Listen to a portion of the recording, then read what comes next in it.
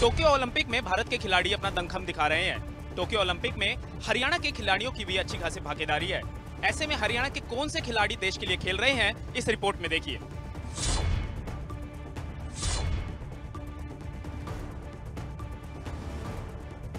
Tokyo में गाड़ेंगे लट तिरंगा फहराना, कर देंगे सारों को पट देश के संग हरियाणा।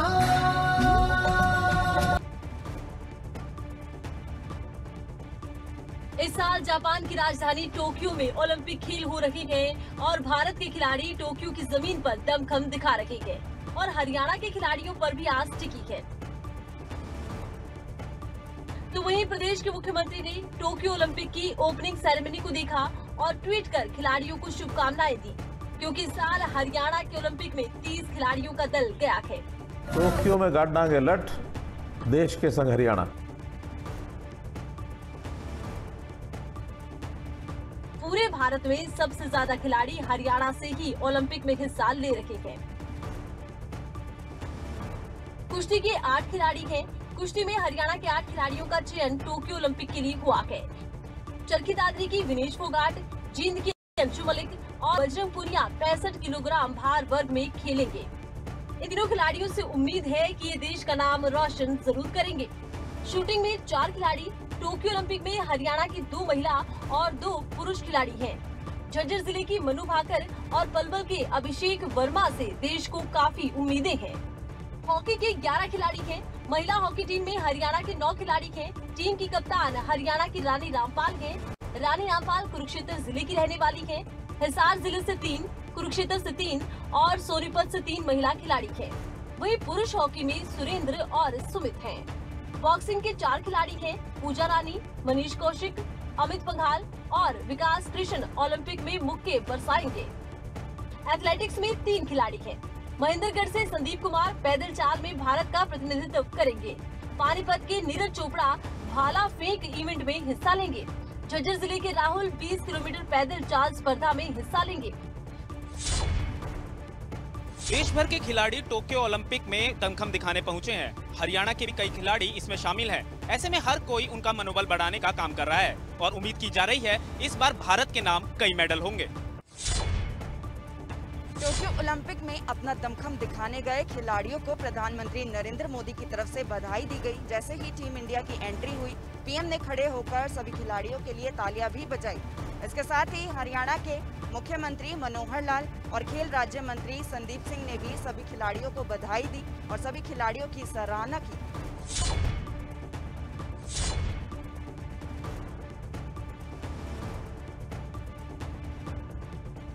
खेल प्रेमियों का 5 साल का इंतजार खत्म हो चुका है। जापान में टोक्यो ओलंपिक का आगाज शानदार ओपनिंग सेरेमनी के साथ हुआ। प्रधानमंत्री नरेंद्र मोदी ने भी टोक्यो ओलंपिक के उद्घाटन समारोह की टीवी पर झलकियां देखी और जैसे ही भारतीय दल आया, पीएम मोदी ने तालियां बजाकर खिलाड़ियों का हौसला अफजाई किया। वहीं टोक्यो ओलंपिक के उद्घाटन समारोह से पहले केंद्रीय खेल मंत्री अनुराग ठाकुर की अध्यक्षता में वीडियो कॉन्फ्रेंस का आयोजन किया गया। इस दौरान हरियाणा के खेल राज्य मंत्री संदीप सिंह ने भी खिलाड़ियों को बधाई दी। और इंडिया के जो 127 खिलाड़ी हैं, तो हमारे पूरे देश भर से गए हैं। उसमें से 31 खिलाड़ी जो हैं वो हरियाणा से हैं और मैं पूरे जितने भी देश के खिलाड़ी हैं और अपने हरियाणा के खिलाड़ी उनको गुड विशेस और शुभकामनाएं देता हूँ। उनको भी देता हूँ और उनके परिवार को भी देता हूँ, क्योंकि उनको वहाँ तक पहुँचाने के लिए माता पिता का, भाई बहन का सहयोग का बहुत बड़ा हाथ होता है और उन्होंने बहुत बड़ा योगदान दिया उनकी जीवन को वहाँ तक पहुँचाने के लिए। अब सिर्फ और सिर्फ उनको फोकस करके अपने इस ओलंपिक्स में एक दिन में या एक साल में खिलाड़ी ओलंपिक्स तक नहीं पहुँचता है। लंबा समय लगता है वहाँ तक पहुँचने के लिए, वहाँ पर परफॉर्म करने के लिए और मेडल जीतने के लिए। मैं अपनी तरफ से, हरियाणा सरकार की तरफ से, माननीय मुख्यमंत्री जी की तरफ से पूरी दुआएं देता हूँ, विश करता हूँ कि वो मेडल जीत कर आएँ और उनका भव्य स्वागत करें। आज लड़कियां समाज के हर क्षेत्र और पहलू को प्रभावित करके अपनी छाप छोड़ रही हैं। फिर वो खेलों में कैसे पीछे रह सकती हैं? इस बार टोक्यो ओलंपिक में हरियाणा के 37 खिलाड़ियों में से 17 महिला खिलाड़ी शामिल हैं। 2014 में माननीय प्रधानमंत्री जी जब हरियाणा में आए तो उन्होंने बेटी बचाओ बेटी पढ़ाओ का एक नारा दिया था, बेटी बचाओ बेटी पढ़ाओ।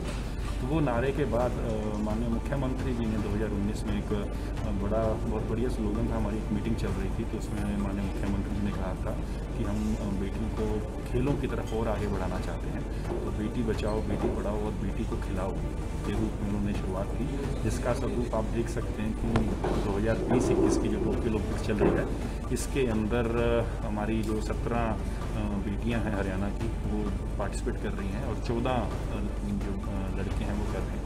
तो 31 में से 17 जो हैं वो रेशो के हिसाब से देखें तो बेहतर है, और मैं चाहूँगा कि और भी हमारी बेटियां और बेटे दोनों पैरेलल चलें और ज़्यादा नंबर में पार्टिसिपेट भी करें और ज़्यादा मेडल लेकर आएं। वहीं खेल राज्य मंत्री संदीप सिंह ने कहा कि खिलाड़ियों से पूरी उम्मीद है कि सभी खिलाड़ी अच्छा प्रदर्शन करेंगे और देश के लिए मेडल भी जीत कर लाएंगे। से खिलाड़ी जब जाता है, पार्टिसिपेट करता है ओलंपिक्स, सबसे बड़ी हमारे संसार की गेम्स हैं, तो वहाँ पर पार्टिसिपेट करके मेडल जीतने के लिए ही हर खिलाड़ी जाता है। तो देश भर से जो खिलाड़ी गए हैं उनसे हम पूरी उम्मीद करते हैं कि मेडल जीतेंगे। और हरियाणा के जो खिलाड़ी हैं, क्योंकि डेफिनेटली मैं हरियाणा से हूँ, और हमारे हरियाणा के जो मेरे छोटे भाई बहन लगा लीजिए या मेरे सहयोगी लगा लीजिए, जो खेलने गए हुए हैं हमारे हरियाणा को रिप्रेजेंट करके और इंडिया को रिप्रेजेंट कर रहे हैं, तो बहुत ज़्यादा मेडल लेकर आएंगे। और इसमें मेडल टैली जो हो इस बार होगी वो पहले से कहीं बेहतर होगी और डबल डिजिट। टोक्यो ओलंपिक में खिलाड़ियों का दमखम देखने को मिलेगा। हर कोई यही उम्मीद कर रहा है कि इस बार भी देश की झोली में कई मेडल्स की भरमार होगी। भारतीय जनता पार्टी की राष्ट्रीय महामंत्री डी पुरंदेश्वरी हरियाणा के 3 दिवसीय दौरे पर रही। इस दौरान डी पुरंदेश्वरी ने मुख्यमंत्री मनोहर लाल, प्रदेश के तमाम मंत्रियों और कार्यकर्ताओं से मुलाकात कर कामकाज का फीडबैक लिया।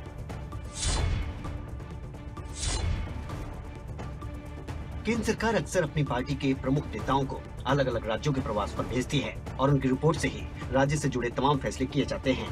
हरियाणा में बीजेपी की राष्ट्रीय महामंत्री डी पुरंदेश्वरी का 3 दिवसीय दौरा रहा।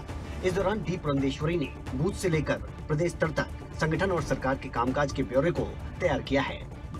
चंडीगढ़ में एक प्रेस कॉन्फ्रेंस के दौरान उन्होंने तमाम बातें मीडिया से भी साझा की और साथ ही हरियाणा सरकार की तारीफ की। हरियाणा के लोग खट्टर जी ने जो सुशासन दिए हैं प्रदेश को, they definitely acknowledging it and फिर हमको आशीर्वाद देंगे, वैसे हमारी मानना है।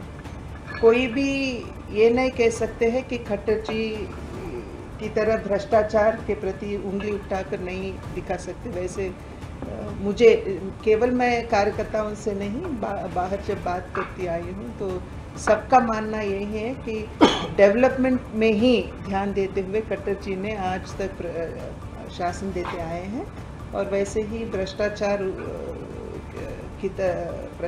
का आरोप खट्टर जी पर नहीं हो सकता है। वैसे लोगों से भी जानकारी आई है और डेवलपमेंट अच्छी तरह से हरियाणा में हो रही है, जैसे रोड्स को लेकर हो, देन इवन कोविड को हैंडल करने में जो भी कोविड सेंटर्स का उनको खड़ा किए हैं, इन सभी विषयों पर लोगों में ज़रूर एक अच्छा फीलिंग है and we definitely feel that this will convert into votes for us in the coming elections. देश भर में फिलहाल किसान आंदोलन का मुद्दा गर्मा रहा है। किसान अलग अलग रणनीति के तहत अपना विरोध प्रदर्शन कर रहे हैं। इस मुद्दे पर राष्ट्रीय महामंत्री ने कहा कि सरकार हमेशा ही बातचीत के लिए तैयार है और पार्टी के कार्यकर्ता इन कानूनों को लेकर जनता के बीच जाएंगे, साथ ही लोगों को इन कानूनों के फायदे बताएंगे। कोई भी आंदोलन का असर जरूर कुछ न कुछ तो होता है, बट फिर भी हमारे कार्यकर्ता बहुत सक्षम हैं, बहुत सक्रिय है और वो लोगों के पास जाकर, किसानों के पास जाकर ये भी बताना चाहते हैं कि हमने बहुत सारे ऐसे काम किया जो किसानों के हित में है, जैसे किसान सम्मान योजना हो, प्रधानमंत्री सिंचाई योजना हो, MSP हो, इन सभी के बारे में बहुत अच्छा काम किया है केंद्र सरकार ने। ये भी हम लेके जाएंगे किसानों के पास, यही हमारे कार्यकर्ताओं का कहना है। प्रदेश के नेता व कार्यकर्ताओं से मिलकर जो रिपोर्ट डी पुरंदेश्वरी ने तैयार की है वो भाजपा आलाकमान को सौंपेंगी। इस रिपोर्ट के बाद ये माना जा रहा है कि सरकार और संगठन के काम में तेजी देखी जाएगी। अंबाला पुलिस ने पूर्व नायब तहसीलदार को गिरफ्तार किया है। दरअसल पूर्व नायब तहसीलदार पर भ्रष्टाचार के आरोप लगे थे। भ्रष्टाचार के आरोपों में फंसे अंबाला छावनी के पूर्व नायब तहसीलदार बोधराज की मुश्किलें अब बढ़ती जा रही है। पुलिस ने उसे गिरफ्तार कर लिया है और कोर्ट में पेश कर रिमांड पर लिया है। दरअसल इंतकाल दर्ज करवाने के मामले में पूर्व नायब तहसीलदार बोधराज पर रिश्वत मांगने के आरोप लगे थे। शिकायतकर्ता ने अपनी शिकायत में कहा था कि पहले उससे 2 लाख रुपए मांगे गए और जब उसने अधिकारी को 1 लाख रुपए दे दिए तो अधिकारी का लालच और जाग गया और उससे 5 लाख की डिमांड करने लगा, जिस पर शिकायतकर्ता ने विजिलेंस और गृह मंत्री अनिल विज से शिकायत की। 5 तारीख को माननीय गृह व स्थानीय निकाय मंत्री श्री अनिल विज जी को मैंने एक दरखास्त इस बाबत दी कि भी इस तरह मेरे से पहले 2 लाख रुपए मांगे, फिर 5 लाख रुपए मांगे और 1 लाख रुपए मेरे से लिए हैं और वो 1 लाख रुपए बकायदा मैंने बैंक से निकलवा कर दिए हैं। और सबसे बड़ी बात आप देखिए कि मुझे छुट्टी वाले दिन, संडे वाले दिन, छुट्टी वाले दिन मेरे को नायब तहसीलदार ने अपने कार्यालय में बुलाया और वहाँ से मुझसे उन्होंने 1 लाख रुपए लिया। बाद में वो कहने लगे कि मैं 5 लाख रुपए लूँगा। उसके बाद 14 तारीख को मैं फिर माननीय गृह व स्थानीय निकाय मंत्री श्री अनिल विज जी के निवास स्थान पर गया और वहाँ उन्होंने मुझे भरोसा दिया कि आपकी जो एप्लीकेशन है उस पर कार्रवाई अवश्य होगी। इस मामले में पूर्व नायब तहसीलदार ने अपनी सफाई में क्या कुछ कहा है वो भी सुन लीजिए। बिल्कुल झूठे हैं, ये एलिगेशन फेक हैं। कोई पैसा नहीं मांगा, कभी कोई लिया नहीं, ऑडियो रिकॉर्डिंग दस्तावेज कुछ भी नहीं है। भ्रष्टाचार के आरोपों पर पूर्व नायब तहसीलदार को गिरफ्तार तो कर लिया, लेकिन पूर्व नायब तहसीलदार का कहना है कि वो बेगुनाह है, उसे फंसाया जा रहा है। अब देखना होगा कि पुलिस की जांच में क्या कुछ निकल कर आता है। बल्लभगढ़ में बदमाशों के हौसले लगातार बुलंद हैं। आए दिन लूट की वारदातें सामने आती हैं। अब बदमाश एक हलवाई की दुकान में लूट की वारदात को अंजाम देने की कोशिश करते सीसीटीवी में कैद हो गए।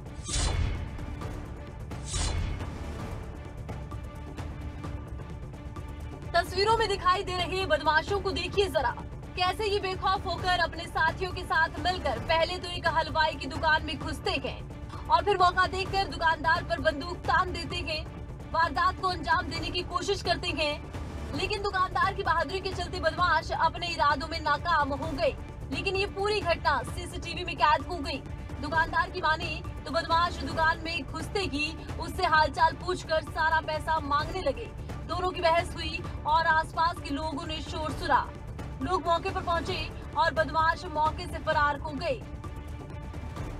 बात यह है, मैं आराम से यहाँ बैठा था, खाली था, कोई लड़के सब जा चुके थे, मैं अकेला बैठा था, मेरा गेट खुला हुआ था। वो 2 आए हैं, उन्होंने मेरे से राम राम हुई है, सब काम हुआ है, उन्होंने हालचाल पूछा, मैंने सब हुआ है। वो आए, उन्होंने यहाँ खड़े हुए जैसा आप ये खड़े, उन्होंने आके सीधे कट्टा निकाले हैं कि जितना पैसा उतना दे दो। मेरे पास कुछ नहीं है, क्योंकि जितना भी है तुम दो, मैं कुछ नहीं दे रहा। उन्होंने कहा तेरे को गोली मार देंगे। मैंने आप पे गोली नहीं चल रही मेरे पे, तेरे को जान से, मैं तुम पे जान से नहीं मारा जा रहा मैं। उन्होंने इतनी देर में उन्होंने हाथापाई तुम्हें में होती रही है। उधर मेरी दादी रहती है, उन्होंने आवाज़ दी है उधर से, वो इतनी देर में डर गए हैं। उन्होंने भागते हुए उधर की तरफ फायर करा है, जो कारतूस उधर सुबह रात को क्राइम ब्रांच वाले आके ले गए हैं। वही मामले को लेकर पुलिस जांच अधिकारी ने भी जानकारी दी। नहीं, अभी हुई नहीं है, लेकिन बहुत जल्दी पहचान कर लेंगे। हुलिया हमने जो ना उनका बहुत बारीकी से जांच कर रहे हैं हम उनके हुलिये से। किस तरह कार्रवाई की जाएगी इस पे? क्राइम ब्रांच, सारी क्राइम ब्रांच एक्टिव हो गई हैं और हम लोग भी कर रहे हैं और बहुत जल्दी से जो ना इनको हम अरेस्ट कर लेंगे बहुत जल्दी। किसी को कोई चोट वोट हानि? किसी को कोई चोट नहीं लगी है और कोई लूट या कोई एक भी पैसा लूटा नहीं गया है, कोई लूट नहीं हुई है। और लगी हुई हैं हमारी क्राइम टीम है और हम लोग हैं लगे हुए हैं। सीसीटीवी कैमरे बहुत सारे हम देख चुके हैं और भी हम देख रहे हैं, जितना क्लियर से क्लियर हो सकेगा। और अपने जितने हमारे सोर्सेज है सारे एक्टिव कर दिए हमने और जल्दी हम इसको।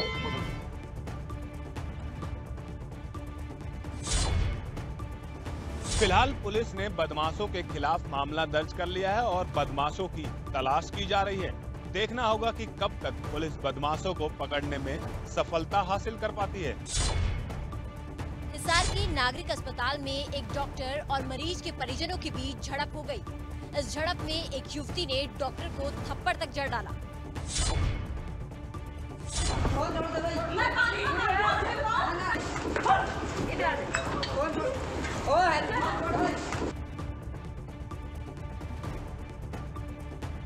हिसार के नागरिक अस्पताल में सुबह के 4 बजे कुछ ऐसा हुआ जिसने हर मरीज के साथ वहां मौजूद सभी की नींद उड़ा दी।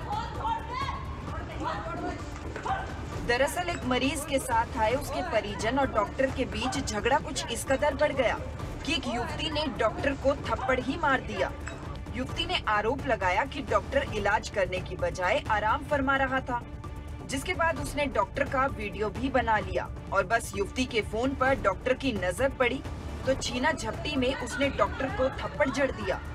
इस पूरी घटना के बाद डॉक्टर ने साथी कर्मचारियों के साथ ओपीडी का बहिष्कार करके युवती पर मामला दर्ज करवाने का दबाव भी बनाया, जिसके बाद पुलिस ने युवती और उसके साथ आए युवक पर मामला दर्ज कर लिया। देखिए, सुबह कोई 3:30-4 बजे की बीच का वक्त रहा होगा, जब डॉक्टर हिमांशु सिविल हॉस्पिटल में अपनी ड्यूटी में थे तो वहाँ पे एक महिला पेशेंट आई, उसके साथ एक महिला थी और एक जेंट्स था, जिन्होंने आगे डॉक्टर के साथ बदतमीजी की, उसकी वीडियो फिल्म बनाने की कोशिश की और इसी बात में उन्होंने डॉक्टर के ऊपर हाथ उठा दिया और सुबह की बात। वहीं डीएसपी अशोक कुमार का कहना है कि डॉक्टर की पूरे मामले में कोई भी गलती नहीं है, बल्कि युवती ने ही थप्पड़ मारा। बातें आई हैं उनकी तरफ से कहा जा रहा है कि डॉक्टर ने भी वापस मारपीट की। नहीं, डॉक्टर साहब ने ऐसा कुछ नहीं किया। मैंने पूरी फुटेज देखी है, पूरी वीडियोस क्लिप देखी है, ऐसा कुछ नहीं, डॉक्टर साहब ने कुछ नहीं किया, बल्कि उन्होंने हाथ उठाया। अब डीएसपी साहब भी कैसे डॉक्टर को बचाने में लगे हुए हैं, जरा इस बात को सुनकर अंदाजा लगा लीजिए कि कैसे वो डॉक्टर की वकालत कर रहे हैं। देखिए, रात के वक्त सिर्फ एक डॉक्टर इमरजेंसी में होता है और पेशेंट एक तो होता नहीं, बहुत सारे पेशेंट होते हैं, तो बारी बारी से सबको देखना होता है। और डॉक्टर का ये भी है कि डॉक्टर को ये पता होता है कि एक टाइम पे कौन सी दवाई देनी। तो पेशेंट कई बार क्या होता है कि आराम होते होता है, एक बार उसको आराम नहीं हो तो पेशेंट जो तीमारदार होते हैं उनको लगता है कि इसको और जल्दी से इलाज किया जाए, तो डॉक्टर को देखना होता है कौन सी दवाई कब देनी है और कितनी मात्रा में देनी है। जहां एक तरफ युवती ने डॉक्टर पर लापरवाही के आरोप लगाए हैं, तो वहीं दूसरी ओर पुलिस ने युवती और उसके साथी के खिलाफ मामला दर्ज कर लिया है। अब देखना ये होगा कि क्या डॉक्टर के ड्यूटी से नदारद रहने या फिर आराम फरमाने पर विभाग कोई संज्ञान लेता है, क्योंकि बार बार ये युवती इस वीडियो को मंत्री को भेजने की बात कर रही है। गर्मी के सीजन में लोगों को अघोषित बिजली कटों से परेशानी का सामना करना पड़ता है, जिसके चलते बिजली विभाग ने एक नई पहल की है।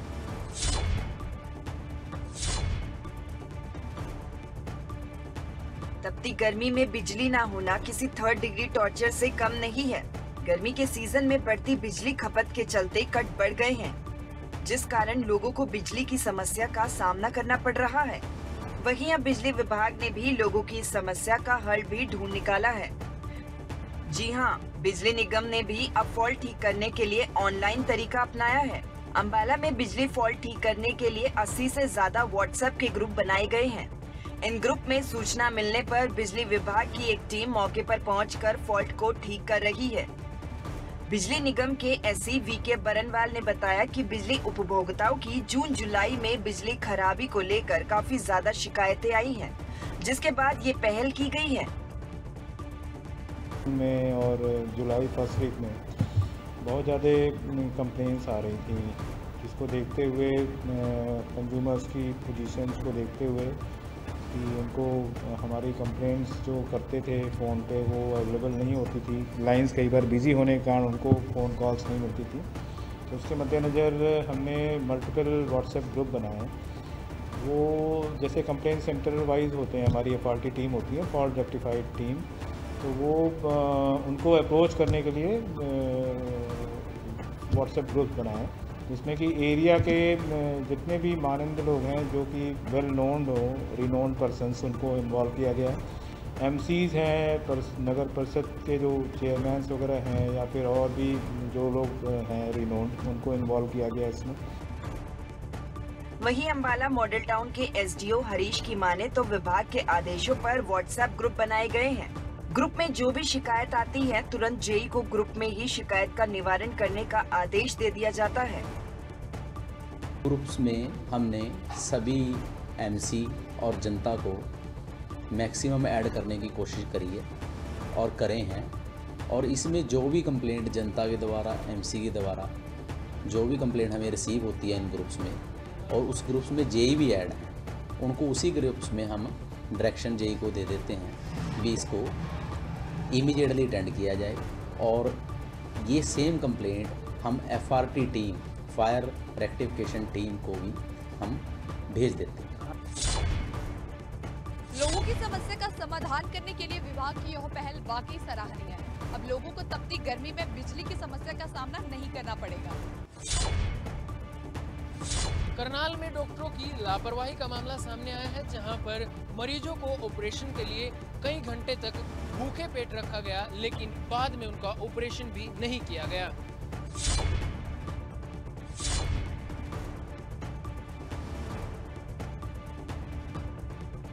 ये 5 साल की मासूम बच्ची कई घंटों से भूखी प्यासी है। अस्पताल के बेड पर इंतजार कर रही है कि कब उसका ऑपरेशन होगा और उसकी तकलीफ कम होगी। महिला के साथ भी यही हुआ। वो इंतजार करती रही, लेकिन हॉस्पिटल के डॉक्टरों की लापरवाही की वजह से इनका ऑपरेशन नहीं हो पाया और दर्द के साथ ही ऑपरेशन थिएटर के बाहर इनको आना पड़ा। आप खुद ही सुन लीजिए इस महिला की जुबानी। ऑपरेशन यार रात के भूखे बैठे हैं, बताओ कोई यहाँ नहीं ना कह रहे कि हम करेंगे ना करेंगे।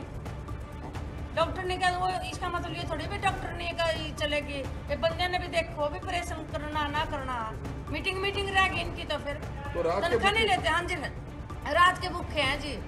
वैसे तो तड़के के भूखे हैं, चलो खाना के 12 बजे के बाद तो बिल्कुल ही भूखे हैं। तो सीएम साहब से कुछ कहना चाहेंगे? बस हमारे तो ये रिक्वेस्ट है जी, ऑपरेशन होना चाहिए हमारा। बस आपके साथ आपकी छोटी बच्ची भी है 5 साल की, उनका भी एक छोटी बच्ची है, एक वो है जी। हम 4 बंदे थे, सिर्फ एक का ऑपरेशन होया। कह रहे मैडम का मूड नहीं है। बच्ची और महिला की तकलीफ देखकर उनके परिजनों का भी गुस्सा फूट गया। उनके परिजनों का इस पर क्या कुछ कहना है, सुनिए। बोला गया था कि रात को 10-11 बजे के बाद खाना नहीं खाना देना है। उस टाइम से लेकर अब तक इनको पानी नहीं पीने दिया तक। उसके बाद अब ऑपरेशन थिएटर में सुबह लेकर इनको ड्रेस डाली, जब बाहर निकाला तो इनको छोड़ने नहीं आया कोई भी, ये खुद चल के आई ऊपर। तो क्या कोई केयर नहीं हो रही है यहाँ, तो इनको ऑपरेशन होना चाहिए, बहुत ज़रूरी है, क्योंकि इनको परेशान किया रात से। भूखे प्यासे इंजेक्शन जो बेहोशी का तो वो लगाया गया, बाकी दवाइयाँ दी गई हैं इनको बेहोशी की। इनको चक्कर आ रहा है, गिरने वाला आलोरन का आप देख सकते हैं, आपके सामने सारा कुछ। वहीं हॉस्पिटल के पीएमओ पीयूष कुमार शर्मा का कहना है कि ऑपरेशन की लिस्ट रखना ही गलत था, क्योंकि हॉस्पिटल में कोरोना को लेकर ट्रेनिंग चल रही है और सर्जन डॉक्टर से मामले को लेकर स्पष्टीकरण भी लिया जाएगा। कोरोना से संबंधित ट्रेनिंग चल रही है सभी डॉक्टरों की, और ट्रेनिंग को पोस्टपोन नहीं किया जा सकता। ट्रेनिंग 11 बजे के लिए टाइम नियत फिक्स ट्रेनिंग था, तो आज उस सर्जन की एक्सप्लेनेशन ली जाएगी कि उसने 4 केसेस क्यों रखे इसमें।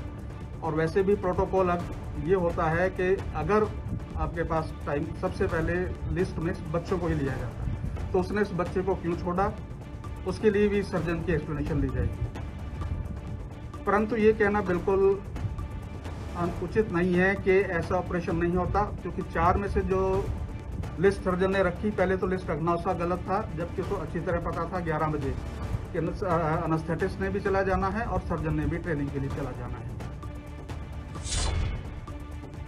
दरअसल करनाल का जिला नागरिक अस्पताल लापरवाही को लेकर पहले से ही सुर्खियों में रहता है। अब एक बार फिर से लापरवाही बरती गई है। देखना यह होगा कि मामले में क्या कार्रवाई की जाती है।